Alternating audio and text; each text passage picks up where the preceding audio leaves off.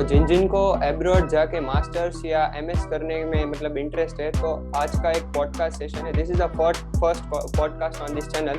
तो हमारे साथ है Ishan Goswami. He is from Netherlands doing his MS. तो आज का वीडियो थोड़ा इंटरेस्टिंग होने वाला है, पूरा वीडियो देख लेना so that you can get to know about how things work, how you should apply. पूरी जर्नी उनकी हम कवर करने वाले इस पॉडकास्ट सेशन में। So let's get started. तो hi Ishan, how are you?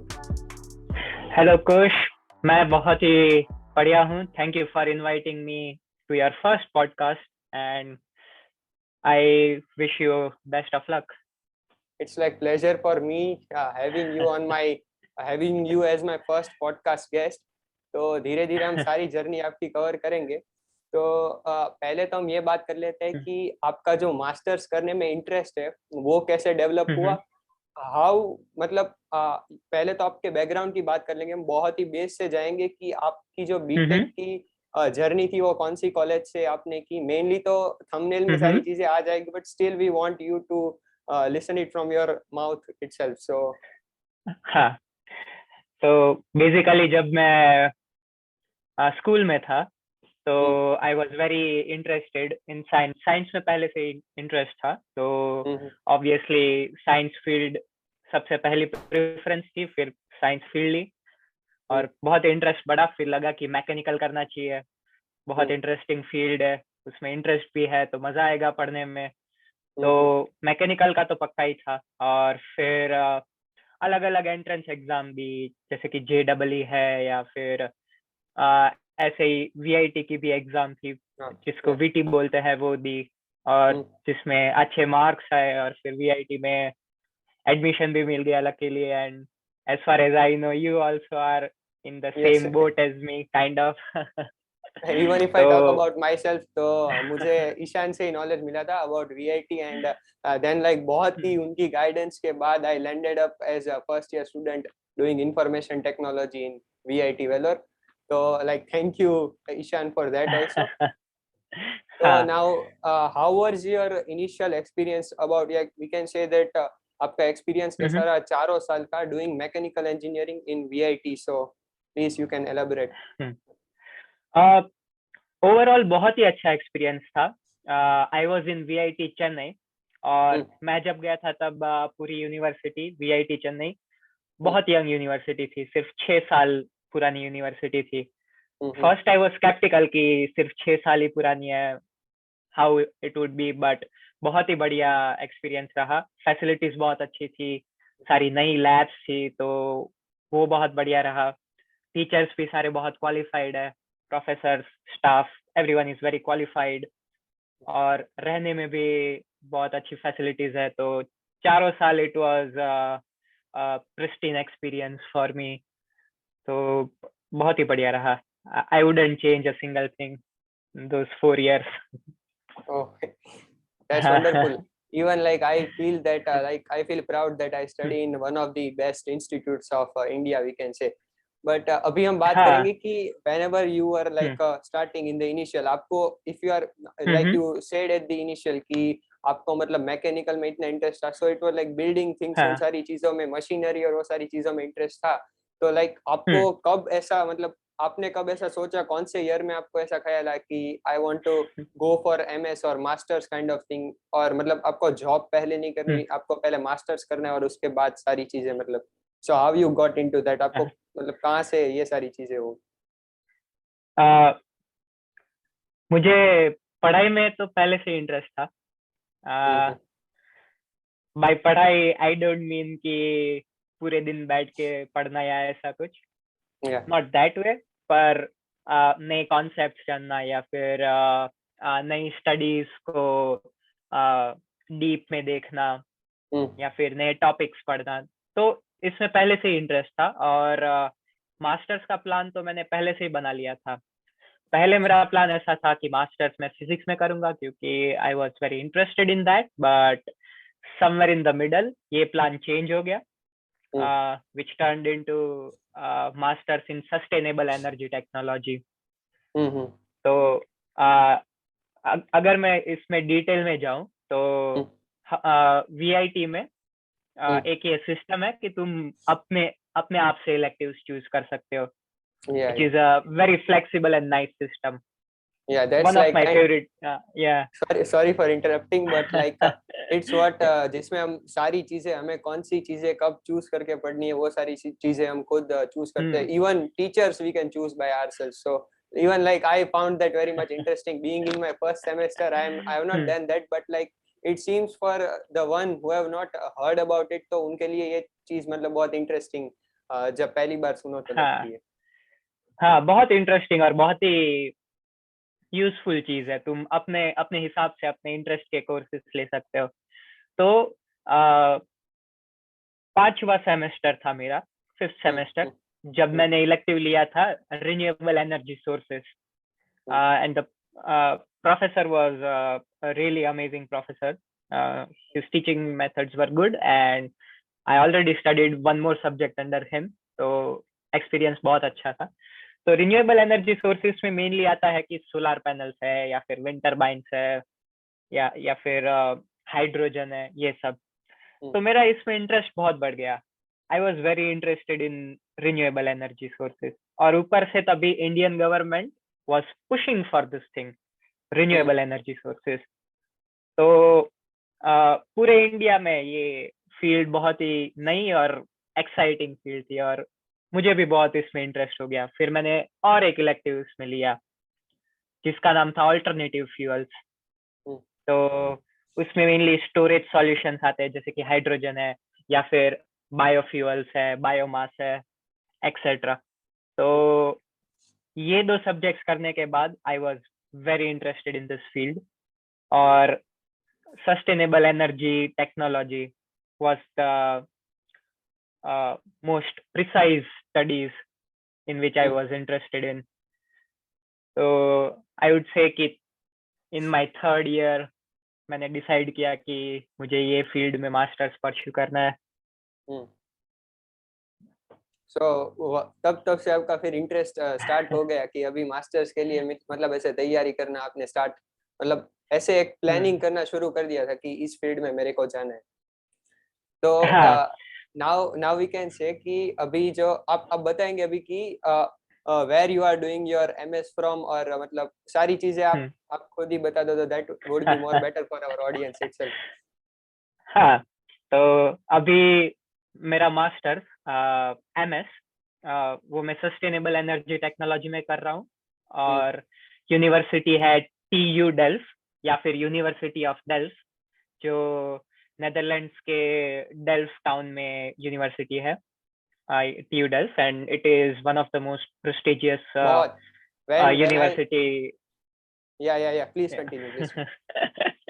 हाँ, तो as far as I know, QS करके एक ऑर्गेनाइजेशन है जो अलग अलग यूनिवर्सिटीज को रैंकिंग्स देता है, वर्ल्ड रैंकिंग. तो वर्ल्ड रैंकिंग देता है, exactly.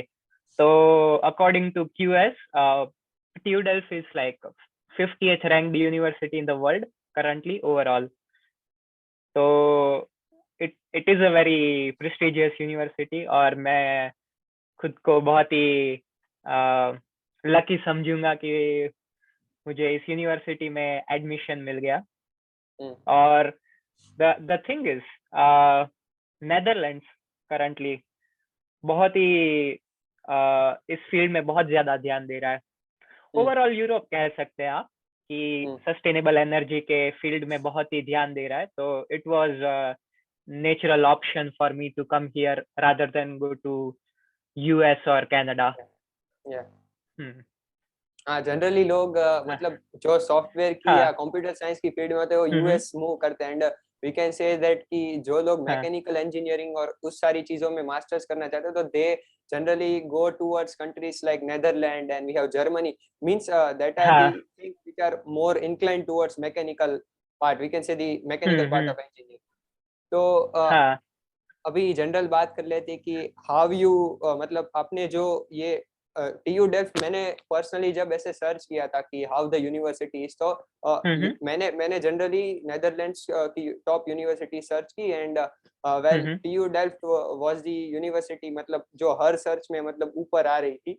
So well I felt like कि आपकी journey is like kind of phenomenal. पहले you studied in VIT, which is a very, very, Mhm. very prestigious institution in India, and then studying in a very prestigious institution of Netherlands, that is TU Delft. So it's like a kind of very good thing, inspirational है सारे user, मतलब जो जो ये videos देख रहे हैं और उनको मास्टर्स करना है, तो it's like very much inspirational hmm, for दोस्त टू. तो अभी बात करते हैं कि हाउ यू स्टार्टेड प्रिपरेशन, आपने मतलब कॉलेज को ढूंढा कैसे, और ऑल्सो हम्म, कि आपने उसके लिए कौन सी अलग अलग एग्जाम्स के लिए प्रिपरेशन करनी है, वो सारी चीजें अगर आप थोड़ी बता देंगे तो it would be even more better. हाँ हाँ. तो जैसे कि आपने कहा कि my journey is very phenomenal. I would I would disagree to that a bit, क्योंकि अगर तुम में पैशन है फील्ड का, अगर अगर तुम्हें उसमें स्टडी करना है, तो तुम्हें बस अच्छे से काम करना है, अच्छे से पढ़ाई करनी है, और तुम सेम जर्नी फॉलो कर सकते हो. नॉट इवन सेम जर्नी, मुझसे भी बेटर जर्नी तुम कर सकते हो easily. Like you don't have to be very very smart to get these things. Like I am one of that example, I would say. हाँ. तो जैसे कि अभी बात करें कि मास्टर्स में एडमिशन की प्रिपरेशन कैसे करें, तो आई वुड से कि सबसे पहले तुम्हारे प्लान में ये होना चाहिए कि कौन सी फील्ड तुम्हें सबसे ज्यादा अच्छी लगती है, किस चीज में तुम्हारा इंटरेस्ट है, किस चीज पढ़ने से तुम्हें सबसे ज्यादा खुशी मिलती है. दैट शुडंट मीन कि वो फील्ड ऐसे बहुत ही फेमस होनी चाहिए. अगर वो फील्ड फेमस नहीं है और तुम्हें उसमें इंटरेस्ट है, तो मैं बोलूंगा कि तुम्हें वो फॉलो करना चाहिए. ऐसा नहीं है कि अभी जैसे कि इलेक्ट्रॉनिक्स बहुत फेमस है तो मुझे वही करना चाहिए.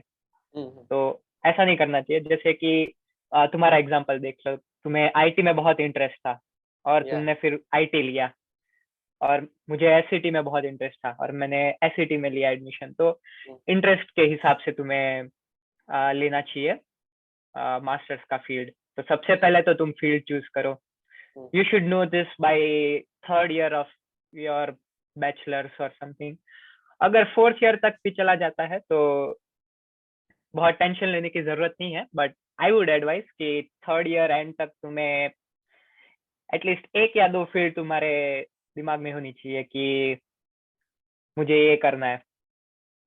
फिर कौन सी कंट्री में तुम्हें जाना है, ये फील्ड के लिए कौन सी कंट्री बहुत बेहतर है. जैसे कि कंप्यूटर साइंस के लिए ऑब्वियसली यूएस बहुत बेहतर है, मैकेनिकल के लिए जर्मनी बहुत बेहतर है, या फिर एमबीए के लिए यूके बहुत बेहतर है. तो फिर तुम्हें सिलेक्ट करनी है कंट्री कि कौन सी कंट्री में जाओगे. ऐसे मैंने सिलेक्ट किया नेदरलैंड्स, क्योंकि एसएटी के लिए बहुत ही बढ़िया कंट्री है, और TU Delft university is like the best university providing this course. तो ये सिलेक्ट किया. फिर तुम्हें सिलेक्ट करना चाहिए यूनिवर्सिटी. तुम यूनिवर्सिटी सिलेक्ट करते हो तब तुम्हें देखना चाहिए कि स्टाफ कौन कौन कौन है उसमें, फैसिलिटीज क्या क्या है उस यूनिवर्सिटी में, कितनी अच्छी यूनिवर्सिटी है वो. फिर तुम्हें क्या क्या अपॉर्चुनिटीज प्रोवाइड कर सकती है यूनिवर्सिटी. जैसे कि यूनिवर्सिटी के बहुत सारे अच्छे टाई अप्स है कंपनीज के साथ, तो तुम्हें भी वो अपॉर्चुनिटीज मिलेगी, वो कंपनीज का एक्सपोजर मिलेगा. तो ये चीज देखना चाहिए. फिर तुम्हें देखना चाहिए कि इस यूनिवर्सिटी में अप्लाई करने के लिए मुझे कौन कौन सी एग्जाम्स की जरूरत है. तो एक एग्जाम तो इंग्लिश की सबको ही देनी पड़ेगी, इंडिया से कोई भी है सबको देनी पड़ेगी. इधर आइल्स हो गया या फिर टॉफल हो गया. तो मेरे केस में था आइल्स, और मैंने स्पेसिफिकली उसके क्लासेस किए थे आइल्स के, और रिजल्ट भी अच्छा खासा आ गया था. इतना भी अच्छा नहीं, पर सेटिस्फैक्टरी रिजल्ट था. तो ये तुमने कर लिया. फिर अगर तुम यूएस जा रहे हो तो उसमें ऑलमोस्ट सारी यूनिवर्सिटी है. फिर थोड़ी यूनिवर्सिटीज यूरोप में है जो जीआरई भी मांगती है एग्जाम में. Now what is GRE? तो जीआरई जो एग्जाम है वो तुम्हारा एनालिटिकल माइंड और तुम्हारी इंग्लिश स्किल्स टेस्ट करती है. और ये एग्जाम 340 मार्क की होती है, और उसमें 40 क्वेश्चन, 40 होते हैं, हाँ, इन शॉर्ट 340 मार्क्स की होती है। और उसमें अगर अच्छे मार्क आ गए तो तुम यूएस की बहुत अच्छी प्रेस्टिजियस यूनिवर्सिटी में एडमिशन ले सकते हो, अप्लाई कर सकते हो। फिर एक ये चीज इम्पोर्टेंट है कि थ्रू आउट तुम्हें तुम्हारे बैचलर्स में ध्यान रखना है कि सीजीपीए तुम्हें अच्छा मेंटेन करना है। लोग कहेंगे कि क्या मैटर करता है, तुम पास हो रहे हो तो ठीक है, बट अगर तुम्हें अच्छी यूनिवर्सिटी में करना है तो दो एग्जाम्पल हम ले लेते हैं। तुम दो लोग हो, दोनों तुम सेम यूनिवर्सिटी में हो, सेम कोर्स कर रहे हो, और दूसरे सारे भी फैक्टर सेम है, आईएलटीएस, जीआरई। अभी एक बंदे का सीजीपीए 9 है और दूसरे बंदे का सीजीपीए 8 है, तो यूनिवर्सिटी किसको प्रिफर करेगी? ऑब्वियसली 9 वाले को। ऑब्वियसली 9 वाले को, ठीक है। इसका मतलब ये भी नहीं है कि तुम पूरा रट्टा मार के अच्छे मार्क्स ले आए। हाँ। कॉन्सेप्ट पढ़ो ठीक से, अच्छे से नॉलेज लो, और अच्छा ग्रेड मेंटेन करो। इतना भी मतलब 9, 9.5 उतना अगर मेंटेन हो रहा है तो वेल एंड गुड, बट 8.5 ये भी बहुत बढ़िया ग्रेड है। फॉर एग्जाम्पल मेरा सीजीपीए 8.6 या समवेयर अराउंड दैट 8.6 था। तो ये it's not very amazing CGPA. तो ऐसे एक अच्छे लेवल लाइक पे ऐसे सीजीपीए इट्स प्रीटी डिसेंट यार। 8.6 इज लाइक नियरली 9, तो अच्छा ही है, इतना मतलब खराब नहीं। Even maintaining that is like good कि आपने 8 सेमेस्टर करके मतलब इतना आ रहा है, तो इट्स गुड, क्योंकि इट्स लाइक कि हाँ, 4 साल में सारी चीजें सेम नहीं रहती, धीरे धीरे एवरीथिंग चेंजेस। मतलब तो कुछ कुछ हमारे इयर्स या सेमेस्टर्स ऐसे भी आते हैं कि जिनमें स्कोर करना हाँ, थोड़ा हार्ड हो जाता है, तो in case at the last तो हमारे 8 सेमेस्टर का काउंट होके if you are getting like above 8.5 तो it's good. But I don't know much about it, हाँ। It's like even you more experience, so you can tell more about. हाँ, मतलब if you do a decent enough job in studying तो इतना तो तुम्हें आराम से तुम्हें मेंटेन हो जाएगा, इतना सीजीपीए। तो बस तुम्हें नॉर्मली तुम जो पढ़ाई करते हो ऐसी पढ़ाई करनी है, कॉन्सेप्ट्स में ध्यान देना है, तो इतना सीजीपीए तो तुम्हारा हो ही जाएगा। तो ये तो प्रॉब्लम नहीं है। और ये भी चीज तुम्हें ध्यान रखनी है कि सिर्फ तुम्हारा बैचलर सिर्फ बुक्स में ना रहे, like try to spend it outside as well. तुम एक्स्ट्रा करिकुलर एक्टिविटीज करो। ऐसा नहीं है कि तुम्हें फोर्स करना है एक्स्ट्रा करिकुलर एक्टिविटीज करने में, तुम्हें जो अच्छी लगती है एक्टिविटीज वो करो। तो it would be like it can be some game that you are part of a cricket club and you are playing that, तो भी बहुत बढ़िया है, क्योंकि then you will have a team experience. और जो यूनिवर्सिटीज है वो इसको प्रेफरेंस देती भी है, क्योंकि एक्स्ट्रा करिकुलर एक्टिविटीज करते हो तो तुम्हारे में दूसरी स्किल्स भी डेवलप होती है जो नॉर्मल स्टडीज से नहीं होती है, जैसे कि टीम टीम बिल्डिंग है, या फिर प्रॉपर कम्युनिकेशन है, या फिर लीडरशिप क्वालिटीज है। ये सब डेवलप होती है। और ये एक्स्ट्रा करिकुलर एक्टिविटीज भी वो ही करनी चाहिए जिसमें तुम्हें इंटरेस्ट है। ऐसा नहीं कि मुझे अच्छा एडमिशन लेने के लिए करना है इसलिए कर लिया, ऐसा नहीं करना है। तुम्हें इंटरेस्ट होना चाहिए। तो ये 5 चीजें अगर तुम ध्यान में रखते हो तो you can get admission in really good colleges. तो वो 5 चीजें कौन सी है? सबसे पहला, फील्ड चूज करनी है तुम्हारे पसंद की। दूसरा, कंट्री और यूनिवर्सिटी चूज करनी है तुम्हारे पसंद की। तीसरा, कौन सी एग्जाम्स देनी है, उसमें अच्छा परफॉर्म करना है, आईएलटीएस है, जीआरई है, वो हो गया।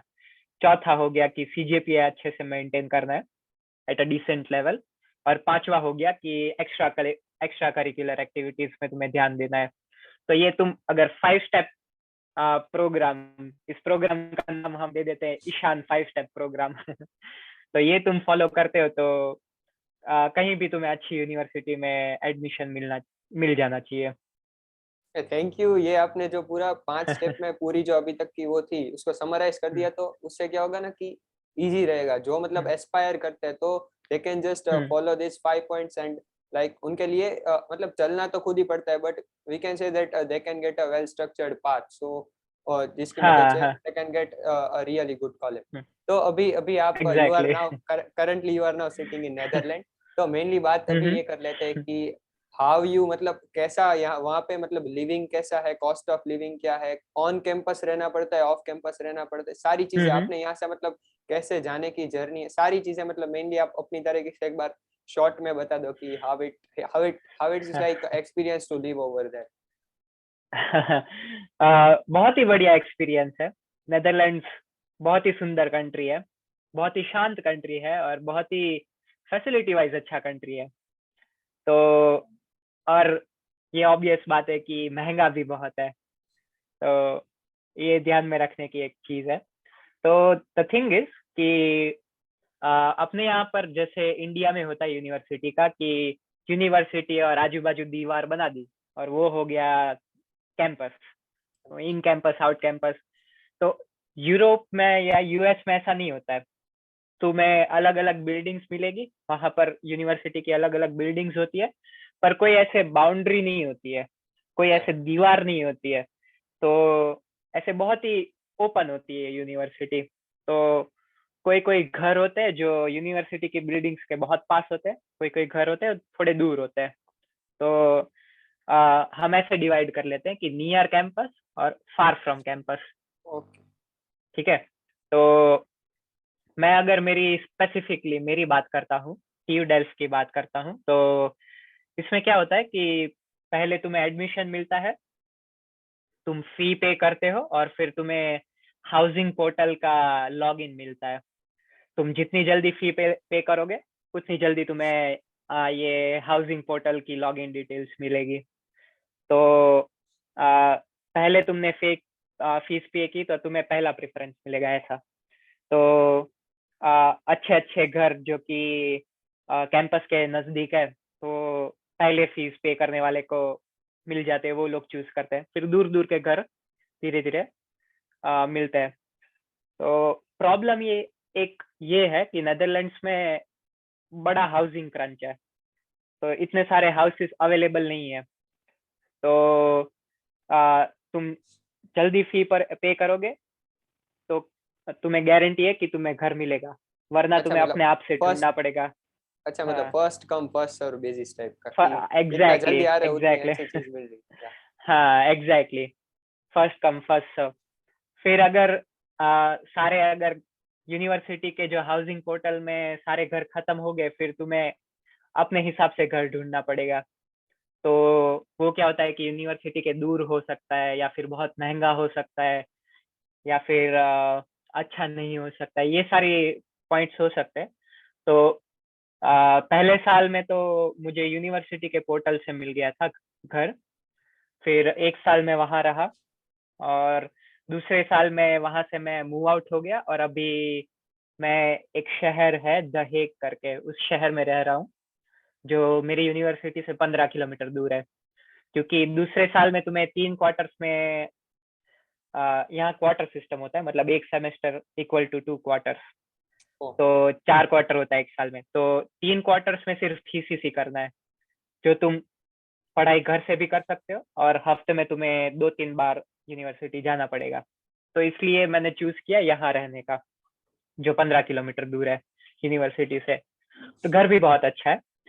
अभी बात करते हैं कि महंगा कितना है नेदरलैंड्स, और आंसर ये है कि पॉकेट्स में आग लगा देगा, उतना महंगा है। ओ, हाँ, इट्स क्योंकि even like sorry for interruption but हाँ यूएस से हाँ, कंपेरेबल है या it's like more than US also?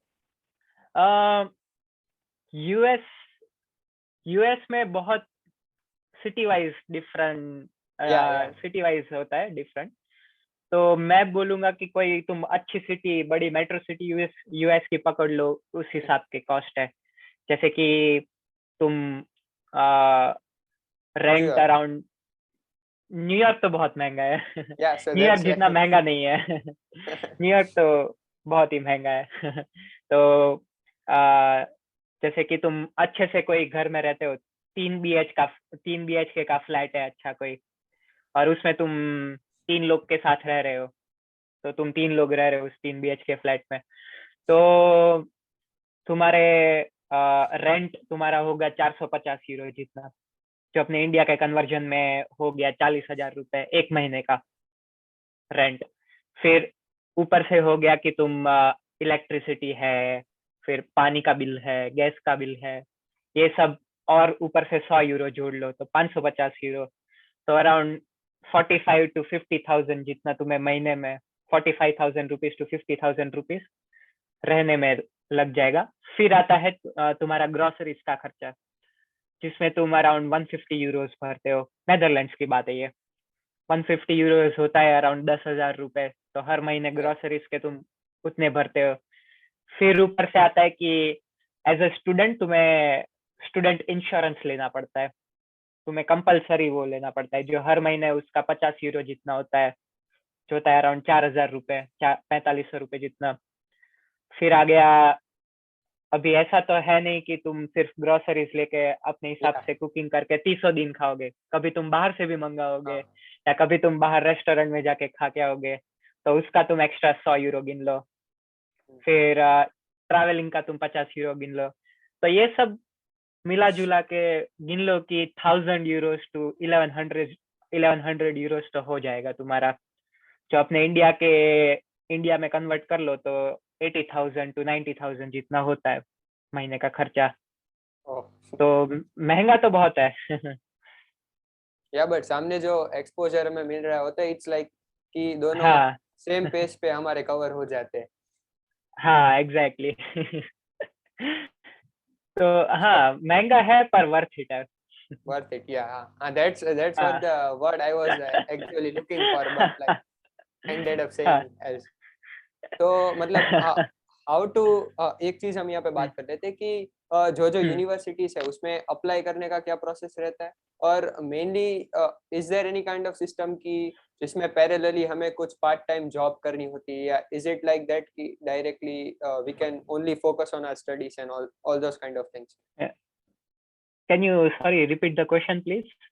या इट्स लाइक कि क्या हमें इट्स लाइक कंपलसरी टू मतलब हम्म पार्ट टाइम जॉब करके भी कर सकते हैं, या फिर फोकस करते हम्म कर सकते हैं हम सिर्फ स्टडीज पर, या इट्स लाइक दैट?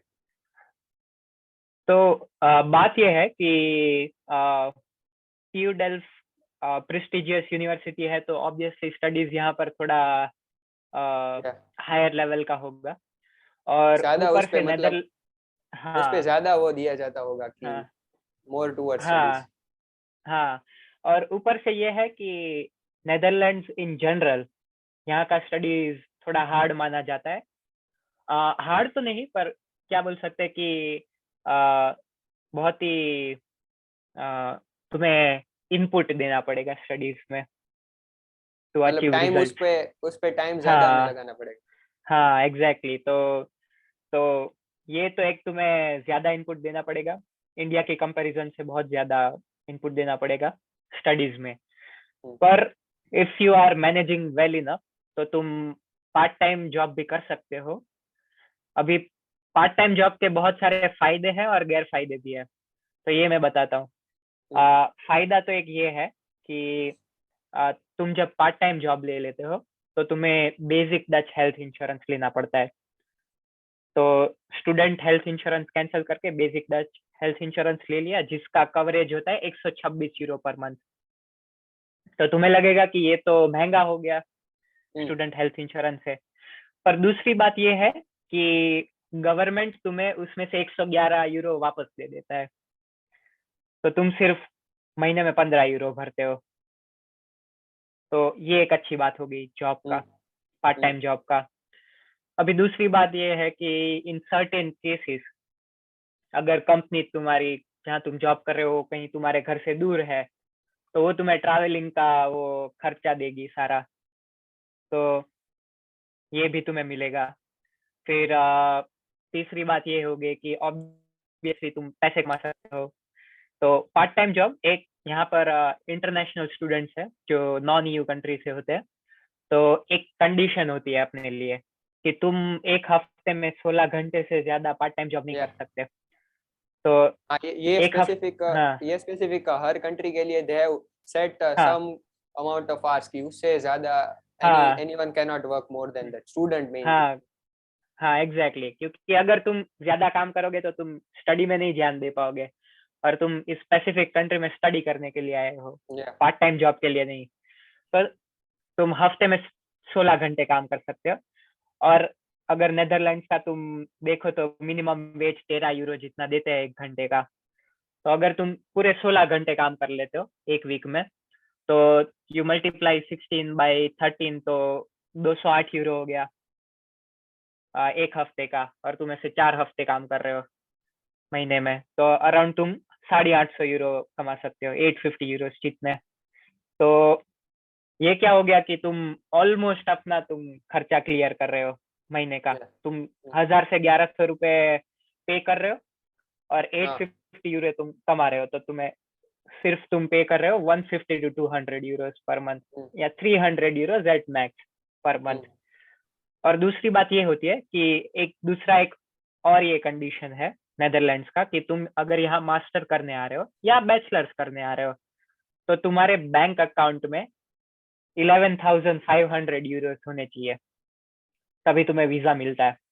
Yeah. तो हाँ, तो तुम ऑलरेडी तुम्हारे पास ये स्टार्टिंग में है 11,500 यूरोस, और फिर तुम हर महीने 300 से 400 यूरो ऐसे खर्च कर रहे हो आफ्टर पार्ट टाइम जॉब, तो वो लंबे टाइम चलेगा।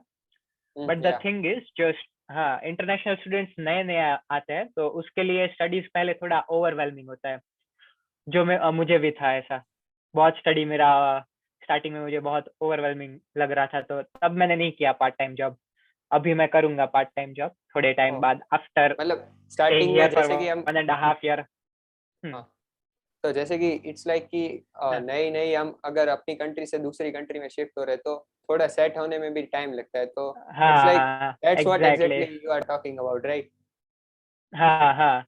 तो तुम्हें मतलब ये देखना पड़ेगा कि थोड़ा स्टडीज का थोड़ा टाइम तुम्हें ज्यादा देना पड़ेगा।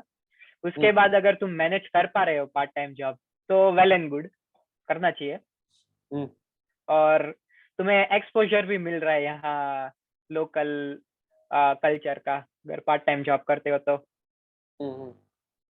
बट पहले मतलब स्टडीज को हैम्पर नहीं होने हाँ. देना, पहले स्टडीज को सेट कर लेना, नहीं फिर नहीं, हाँ उसके बाद you can do whatever you want once your we can say that study part is safe, तो उसके बाद वी कैन डू इन हाँ आवर रेस्ट ऑफ टाइम।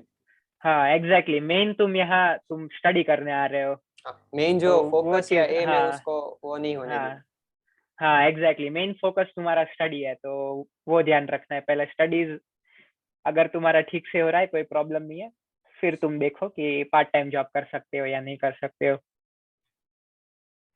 तो मेनली तो हमने सारी चीजें कवर कर दी इस सेशन में। इट्स लाइक थोड़ा टॉक लॉन्ग हो गया, but like we tried to cover everything from like you can say his journey from his school days till present now what he is doing. So it's like a kind of my first podcast session, and being him is like a big thing for my channel and for me as well. मतलब बहुत मतलब अच्छी बात है कि you came to my channel and gave this an inspirational talk from being मतलब when I know him personally, being he is from a very small kind of, we can say that now it's a city but it's not as much developed as like other cities, like we can say. तो वहाँ पे मतलब being from such a small place and coming to this big level, so it's like very nice.